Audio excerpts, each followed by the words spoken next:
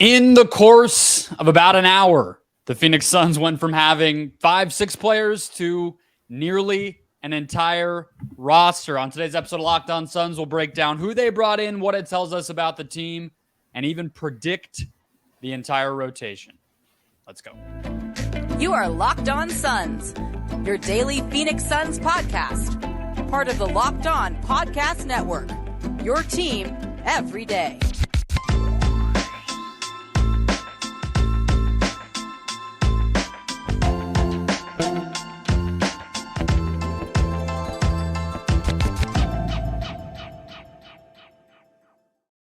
And we're back. This is Locked On Phoenix Suns. We're part of the Locked On Podcast Network, and I'm your host, Brendon Kleen, a credentialed media member covering the Suns for the past 6 seasons, a writer at Suns.com, and the host of the Just Basketball Show, wherever you get your podcasts. Thank you for making Locked On Suns your first listen here on Free Agency Day. Pretty much all of free agency happens in one day, so we appreciate you making us your first listen on Friday. We're free and available everywhere. Hit follow or subscribe wherever you're finding this show. And we'll be here for you every single day throughout the rest of the offseason and beyond. Brendon Dueñas is joining us. It's not Monday, it's Friday, but look, we're doing extra shows this week. This is the most fun one to do. So we're going to break down all of the signings that the Suns made today. And there were 5. How many did we get? I'm going to ask you first off the top. 6. I'm going to ask you first off the top, Brendon. What your favorite signing was. First, I want to tell everybody that today's show is brought to you by the Gametime app. So create an account, use the code LOCKEDONNBA to get $20 off your first purchase. Last minute tickets, lowest price, guaranteed. Okay. Which of those 6 did you like the most, Brendon? I'll go through them in a second, but I want you to kick us off with the one you liked the best. So that's a tough question. For anyone that knows me and follows me on Twitter, like you've seen, I'm very high on what they've done today. I've loved just about every move at this point. I think my favorite, though, if I had to put at the top, would be Mr. Yuta Watanabe. I think excellent fit, size, shooting. And the thing that really stands out to me about him is the 51% from corner threes, quick release. He's going to get a lot of open shots, has a chemistry with KD. So I love that signing. I think he probably could have got some more money somewhere else, and he's going to play a significant role. But there's a lot to like across the board of what they did. So we'll dive more into that. But that's my choice. So the Suns re-signed. I'll tell you mine in a second. The Suns re-signed Damian Lee and Josh Okogie. They added Yuta Watanabe, who Brendon just listed off, as well as Chimezie Metu, Keita Bates-Diop, and Drew Eubanks. And really not the biggest, but the first news of the day came when we got word all of a sudden, kind of heading toward 3 o'clock, that the Suns were taking back the qualifying offer for Jock Landale, who would have been a restricted free agent if they had given that to him, and was probably like the biggest lock, I think, of the guys we all thought would be back. Just because of the way he played in the playoffs and the fact that they had the restricted rights on him, the fact that they had early bird rights on him. He was one of those guys we thought could maybe get actually more than the minimum. And instead, there's one roster spot. We're recording at about 5:30 Arizona time. So there is one roster spot left and some two-way slots, but everybody ended up getting minimum. So that was a little bit different than I think we thought going in, because they're all external free agents, or in the case of Lee and Okogie, guys who have just been here for 1 year. So there's no real benefit. They just get a slight raise over what they made last year, but nothing significant. So that was interesting. My favorite one, I honestly want to say, is Keita Bates-Diop. I know that Woj tweeted, Brendon, like he'll compete for a starting spot, and like we'll talk about the rotation later. We know the 5th starter on this team might turn some heads. If it's not Cameron Payne, it's going to be somebody who you don't think of as like a championship 5th starter, but the top 4 might be good enough that doesn't matter. Either way, he just intrigues me because I just think he's better than a minimum player, and he still has upside. Like he's kind of the picture perfect version of a young player who goes to a losing team and gets minutes, develops their game. I mean, he was just pretty much a scorer coming out of Ohio State, and he's developed his 3-point shot. He's impressed people defensively and, is still like 27, I want to say, and has never been in a winning team before. So I really like the idea of him the more that I thought about it. But the one that I think is the most interesting is the one that we were texting about, which is Drew Eubanks. Mm-hmm. And it goes with the Jock thing. And I want to throw this at you because you look at Metu, obviously bringing Okogie back, Eubanks, and then even Bates-Diop. It feels to me like the Suns are building a team that is going to be much more like the Lakers Vogel teams defensively than the Pacers teams. And what I mean by that is size and athleticism at every position and much more aggressive defensive scheming than just the Roy Hibbert drop the big back at the paint and, protect the rim. Like, I think this team is going to play a style defensively that is much more swarming than maybe we thought based on the signings today. And Eubanks versus Landale, I know Eubanks is no athlete, but he's mobile and he can protect the rim in a different type of way. And that was the kind of thing that keyed me into like, all right, maybe I wasn't thinking about this right. And we're going to see a different type of team than I was even thinking. Yeah. And in hindsight, just Landale not coming back it makes a little bit of sense. Like if you think of what Vogel likes to target, especially defensively. And I think adding Eubanks and Metu, they both bring a little bit different skill sets to the table. I think Eubanks, he is a little bit undersized, 6'9", 6'10", 6'11" wingspan, super athletic though. Some of his dunks and blocks this year will kind of leave you speechless. I'm telling you this right now, like, and you can say this across the board for like, Keita Bates-Diop, as well as Utah. I think a lot of these guys are going to really surprise you in the system because it's all about, you can't look at what they did on their former teams. You have to think about how they fit into the context of the Phoenix Suns. And I think all these guys just fit in so perfectly. That's what it really excites me. And I think Eubanks is going to be a guy that's going to really surprise some people this year. I'll go on the record and say that. I think there's a reason they targeted him, and his rim protection and just being a rim deterrent is something that I think he's going to provide. That Landale, like I was a big fan of Jock. I think he really grew on me as the year went along, and I would have liked to bring him back, but I think Eubanks will be a clear upgrade by the time, 3-4 months into the season. I think everyone's going to look back at that signing and say that was a steal.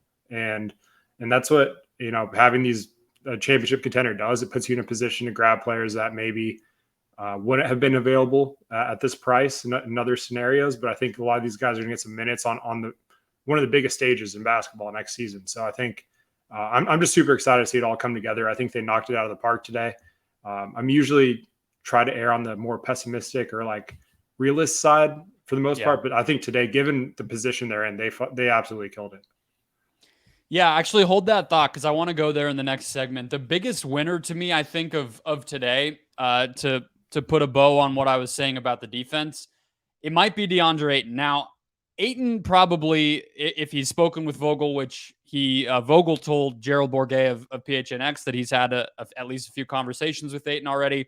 So he might have already had this idea. So maybe it's that we're all finding out that Ayton already was a winner of the Vogel hire and the team building philosophy the Suns were going to deploy this year. But it's music to my ears to hear the idea of, especially if they're going to keep DeAndre Ayton, you have to deploy him in a much more creative and aggressive and a way that uses his athleticism much more than he had been. Because if you're talking about getting any more value out of him, I personally don't think that's going to happen on the offensive end. He could maybe get a little better, maybe a little more consistent, but to me, it's defense. And if you're telling me that they're going to have their bigs on the perimeter moving their feet, or they're going to have, more blitzing and hedging and using the size of their secondary defenders on the wing to allow their bigs to do that type of stuff, whatever it ends up looking like, that excites me for what it means for Ayton, maybe more than anything else.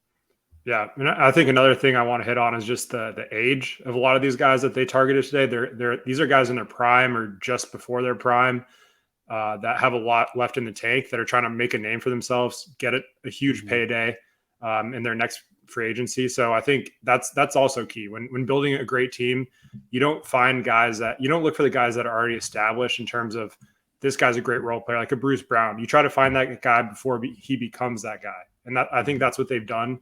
Is you're going to look back at these signings and we're going to say, like, this is where they created their legacy, or whatever you want to call it, just for just being a great role player on a team. So I think the size, the shooting, the defense, just bringing that scrappy mentality, as Vogel said in his presser, is kind of what they targeted. And the floor spacing as well doesn't hurt. So I think they really checked all the boxes for me as far as what they needed. They could still use a little more shot creation off the bench, but that's just nitpicking at this point. Like maybe Gordon or Schroeder becomes available for the vet men, and if that happens, then the Larry O'Brien should be in Phoenix next year.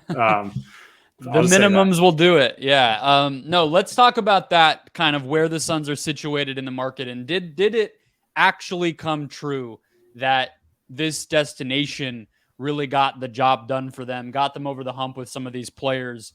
John Hollinger has a valuation system for all of this that shows you the Suns did a pretty darn good job. And there might be some names out there like Brandon just said. So we'll hit that next. First today's show brought to you by Prize Picks. Prize Picks has come in, fixed daily fantasy sports.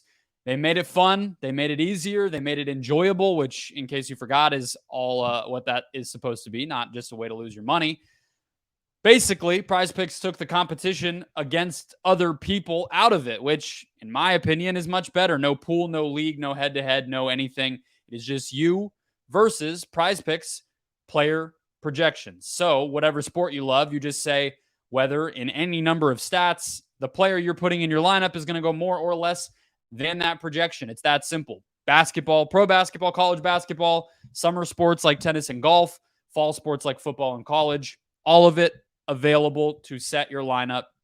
Players from all of those different leagues and sports. Again, just more or less than the projection. Entries can be made quickly. They offer safe and fast withdrawals, and they're currently operational in over 30 states, including Arizona, as well as Canada. So download the Prize Picks app now or go to prizepicks.com to sign up and play daily fantasy sports. First-time users receive a 100% instant deposit match up to $100 with the promo code LOCKED ON, meaning if you deposit $100, Prize Picks matches that right back into your account. So don't forget to enter that promo code LOCKED ON, all one word, at sign up for an instant deposit match up to $100.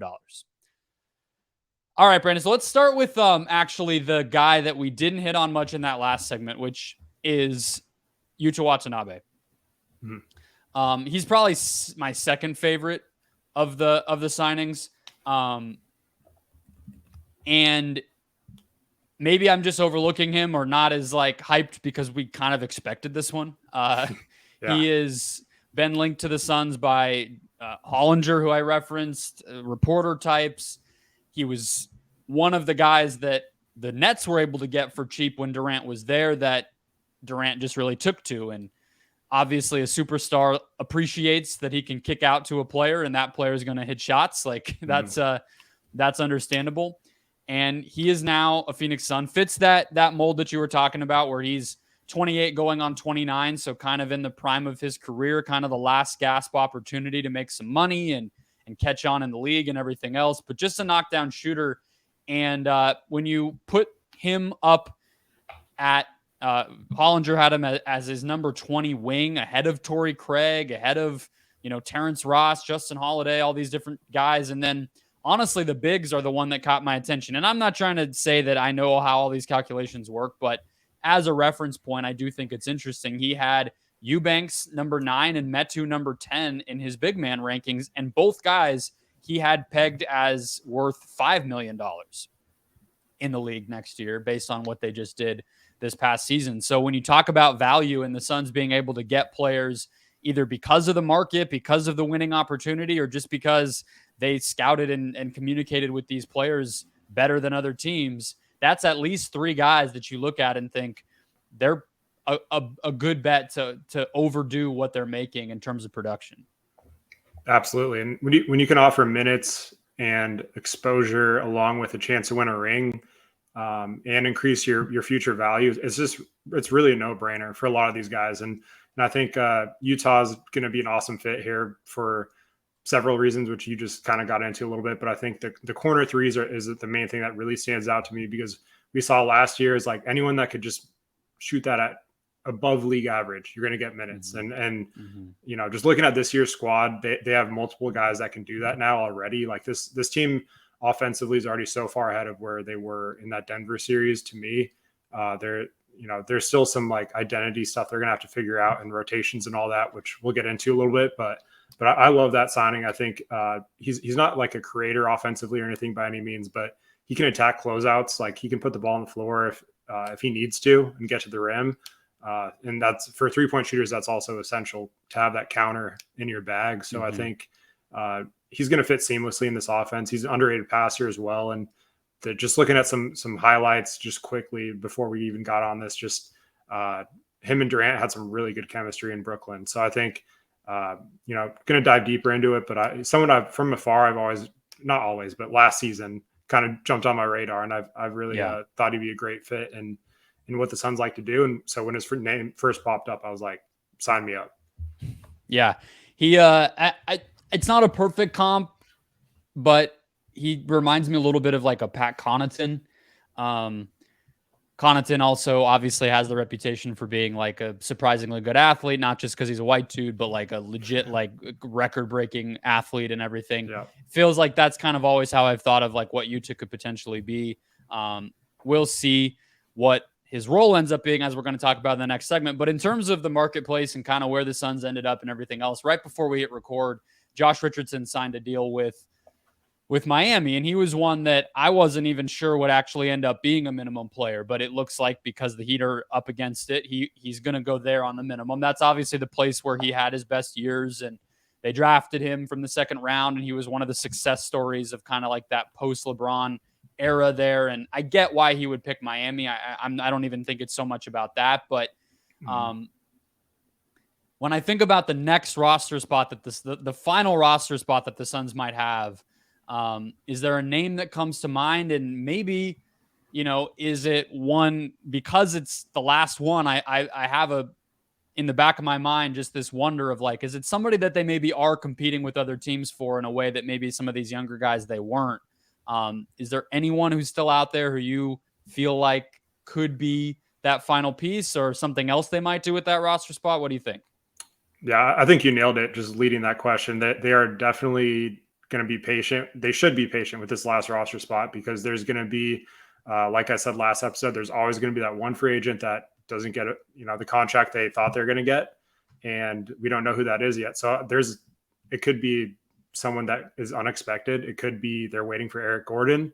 That's to accept a veteran minimum. I wouldn't blame him if he tried to get another bag, because this is probably his last contract. Last time he's going to have a chance to get a multi-year deal, in my opinion.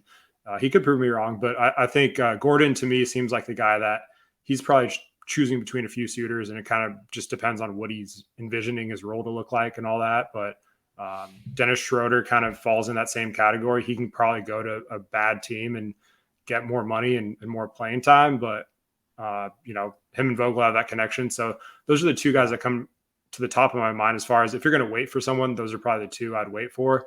But just in general, I think the philosophy, take care of all these young guys as fast as you can, get them off the market, and figure it out from there. Like, I think the way they executed, not waiting around for their core bench guys, was huge as well. So I think James Jones, it was a masterclass. Obviously, these discussions have been going on for a while. It's not like these happened 5 Didn't minutes. Didn't happen in 2 minutes, you don't think? Yes. So, I think they did a great job of taking care of what they needed right away. And now anything else is just icing on the cake. And hopefully someone follows with them. So, and I think there will be someone, and I don't know how shocking it'll be depending on the name, but it'll be someone better than expected, based off just the history of NBA free agency. There's always going to be at least one or two guys. Russell Westbrook. Yeah. I mean, I don't know, but there is always somebody who lingers. And I just think in general, it's probably smart. They got a bunch of younger guys on the downside of but younger than 30. So maybe one older guy does make some sense. I would love Schroeder, but I think to your point, the benefit of what they were able to do today, getting two bigs, Lee, and obviously they already had Payne and Jordan Goodwin, and then Booker and Beal. So that's kind of like your, guard wing shooter group. Yuta is more of a big shooter. And then, Ish Wainwright defense. Like there's not an obvious glaring thing where it's like, if they can't get X player, then you're going to really have to worry. Like they can kind of afford that type of patience too. The one thing I'll throw out there that just as a talk about it more as we get closer to the real season and everything. But keeping a roster spot open might not be the worst thing heading into the season. The Suns aren't going to be able to sign buyout players who make more than $12.4 million, but you never know. There's potentially some guys cheaper than that who still get bought out from time to time. You could just keep it open to eventually upgrade somebody who you give a two-way contract to, whether that be Saban Lee or the second round pick Kamara. Like that's not a bad thing either when you're just talking about minimums anyway. So I wouldn't be surprised if that last roster spot stays open for a bit, even maybe all the way through, into the regular season and beyond. Let's talk about the rotation. Who actually is going to play as far as we know now? And maybe we can look ridiculous in 3 months when we do this all over again and actually preview the season. But for right now, before summer league, before training camp, anything, what do we think the rotation will look like? We'll break it down next. First, today's show brought to you by Gametime. Gametime is a place to go for whatever tickets you need. If you're buying tickets here in the Valley, the Diamondbacks are getting popular. I don't know if they're selling out every night, but the good seats go quick. And of course, music, comedy, theater, all that good stuff. I'm a big stand-up comedy fan. Sometimes that stuff sells out because the theaters are small. You want somewhere to go. Gametime is the place. It's the fastest growing ticketing app in the country for a reason. People are using it. People like it. It's easy. Get images of your seat before you buy tickets in a matter of seconds, and get them sent directly to your phone so you never have to dig through that email. Just a few ways they make the process more efficient, more quick, more easy for you. Snag the tickets without the stress at Gametime. Download the Gametime app, create an account, use the code LOCKEDONNBA to get $20 off your first purchase. Terms apply. Again, create an account, redeem the code LOCKEDONNBA for $20 off your first purchase at Gametime. Download Gametime today. Last minute tickets, lowest price guaranteed. All right, back here, closing things out, predicting the Suns rotation based on what we saw today. And this is actually harder than I think it might seem. The place I want to start is guard, Brandon, because it's the one guy we haven't really hit on because they didn't sign him today. But Jordan Goodwin, he got referenced by, I believe he might have been asked directly about Goodwin Vogel at Beal's press conference, but he at least spoke highly of him. He seems to fit the mold of what we're talking about in terms of physicality and defensive intensity. Beal definitely spoke highly of him as well. It feels like that might just be kind of the fourth guard for this team. And maybe Schroeder or whoever else we're talking about isn't even necessary because that guy had a strong end of the season and kind of is what you want, especially balancing out. Payne is less of a defensive player and you want Beal and Booker to not have to do too much. Like, does he just get kind of 10 minutes off the bench to start the season, you think? I think he definitely could. And I think Suns fans are going to fall in love with him, with his style of play. He's kind of like comes from the Javon Carter cloth of just their personality and their DNA. Like, he's a dog. He's going to go after you. He's going to, I love watching him play at St. Louis. He's someone that's going to fight. So I think he's another guy that could fall in that category of, he wants to prove it on a big stage. He's going to give it his all. And that's why I really love a lot of these signings. But I think he's definitely someone he's NBA ready despite being young. He's someone that's pretty seasoned, played 4 years at St. Louis and averaged nearly 2 steals per game every season there and was an all league defender. So he's someone that I think could definitely carve out a role right away. And he's the type of player you want to surround like on a Frank Vogel defense. He's just someone that's going to apply that pressure, play physical, and give his all. And that's the other beauty of just the depth they've added is a lot of these guys, they're not going to be like we're not sitting here saying they're going to just be like stars or anything like that. They're just going to be stars at their role, and they're going to have a chance to shine in limited minutes. And that's really the key to filling out the back end of your roster. So I'm pretty enthused with the guard rotation, even though Cam Payne is technically their only true point, like quote unquote true point guard. It sounds kind of funny to say, but I think with Beal and Booker and Durant, you have because we wouldn't have even called him that prior to this year. Now it's like the closest they're going to get. So we just have to paint him as that. No, you're right. And I think the good thing about Goodwin compared to somebody like Carter, not that I think the comp is incorrect, but he's also 6'3" instead of being 5'10". So like 6'10" wingspan too. So yeah, just that size is perfect. All right. So give me let's just say 10. So start off with do you think any of the forwards that they signed today are good enough to convince you that like campaign won't start? Or do you think it's Payne?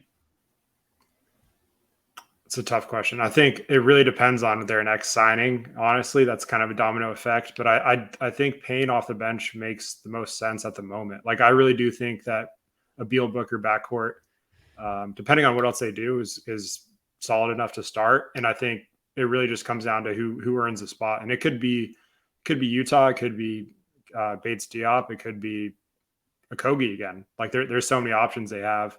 And that was really my pick. I would say Okogie because I agree with you. I like Payne off the bench. You know, maybe there's instances where he closes games or he gets more minutes than whoever that fifth starter ends up being. But I just like the continuity. I know there's not going to be a lot of that. So part of me, at least like right now, you know, today, before we see how anyone develops any of that, you know, kind of synchronicity together once they actually start playing, like I just kind of want to roll it back with somebody we know can defend the wing and who has at least some connection with some of these guys. So Okogie would be my pick at kind of like the 3 right now, and then Booker and Beal being like the 2 ball handlers. Yeah, no, it makes sense. And I think his point of attack defense is he's pretty much the only guy that you could really trust to guard, you know, constantly throughout the game, the opposing team's the best player. So I think that kind of also adds another, or best perimeter player, I should say. That's kind of the dynamic. That's only like weak point I really see in this roster is like who's going to be guarding like the Stephs or, you know, just the top tier scorers like at the point of attack. They have those guys. Are they going to start though? And can they hit threes? And Goodwin and Okogie cannot. Utah's a solid defender. Bates-Diop is solid, but they're both a little bit bigger and they're not as quick on those matchups. So I think that's where Booker's defense is really going to have to see another leap. And I think he can with the offense. Just the workload just seems like it's going to be diminishing more and more for him in terms of how exhausted he'll be on that end. So I think defensively, he's going to have a chance to really clamp it up. Yeah, it'll be interesting. I think that's obviously probably the biggest question. But that's 6 guys. If we agree that Okogie will probably still play, even if he doesn't start. Although, these guys could easily beat him out, but I think we just discussed he gives them something that kind of no one else really does. So let's just say those 6 guys. Who are your other 4? If we're just saying typical, like, you know, full starters, full backup, then who are your 7 through 10? I think you got to go with Payne. Or are you including Payne in that? Or are you saying? Yeah, Payne being kind of, you know, whichever Okogie or Payne would be the starter. Gotcha. But those guys plus the stars, so that's 6. So then, then I think Utah and Bates-Diop for sure. Those are the next 2 guys in line that I think their minutes will probably vary depending on matchups and just the swing of the season. Like, you know, sometimes you're needed for certain games, sometimes you're not. But I think those 2 guys should consistently be in the rotation for the most part. And same with Eubanks as well. I think him and Metu kind of the same thing. They can kind of trade off a little bit like Landale and Bismack did throughout the regular season. I would say Eubanks is probably better suited for a playoff series. It really depends on the matchup. I think there's definitely gonna be some times where Metu makes sense. But Eubanks was probably that 3rd guy. So then that leaves it to the final one, which it really could go wide. There's so many different directions they can go with this. So I think Damian Lee is probably going to be someone that gets a lot of regular season minutes. So I don't know. It's tough to tell for sure right now, but I think a 9-man. You don't want to be put on the spot. You don't want me to play this back to you in 4 months and you seem ridiculous. I'll go with Eubanks, Bates-Diop, Goodwin, and then that's where I think it could kind of go any number of ways from there, depending on how big they want to play and everything else. To me, it kind of seems like the 10th spot more than like Utah versus Keita or other. Like it's almost like whoever is shooting better and playing better overall between Lee and Watanabe. Like that might be kind of like, all right, like, you know, who's going to make more of your open threes? Like that's who plays. And, you know, that's not a bad place to be, especially for, you know, what's basically the 10th spot. But I would say my like locks right now, aside from those first 6 we talked about, would be Eubanks, Bates-Diop, and Goodwin. because I just think, guard, forward, big, and they each kind of can play both ends better than any of the other options. So that's where I am right now. It'll be a weird. I keep saying this on the show, but I just want to watch this team, and I'm kind of like, I wish it could just happen. Yeah, no, I agree. And I think you could even kind of make that same case for Okogie and Goodwin. Like, is there really necessary to have both those guys playing in the rotation? So I think it could, especially if they're both not, if neither is consistently making shots, then it's even harder. Yeah. And it's not that I don't think they deserve it, because Okogie had some very high highs last year. Like, I was super high. I'll eat this L. Like, heading in the playoffs, I really thought it was going to be his breakout playoff run. It didn't happen. That doesn't mean it's too late. Like, he had some moments last year where he put the team on his back, and I think he could still be a contributor. But if the shot's not falling and he's kind of rushing on offense and not really, there's times where he looks a lot of control, then that's when you can kind of see that at least Monty was just ready to cut him out of the rotation. So I think Goodwin can provide similar qualities, and he's a little bit more of an unknown, but still just, like I said, those two guys could probably offset one another. And then, like you said, with Lee and Watanabe, it's great to have shooting, but at some point you have to cut the roster spots. So if you're bringing the same skill sets, then someone's got to get cut. And I would lean Utah over Lee, but that's just me personally. Yeah. I mean, back to the size thing we started with, right? It's like the Suns have the luxury of, they have a big option at every spot now. So if nothing else, they'll be able to have that identity if they want it. We'll see what happens. We'll see who that last roster spot goes to, and if it happens soon. But that'll wrap us up for today. Appreciate everybody joining us for a bonus edition free agency night extravaganza special, whatever you want to call it. Hit follow or subscribe. We'll be here every day throughout the rest of the offseason and beyond. Summer League starts soon, and everything else is coming after that. We'll talk to you Monday.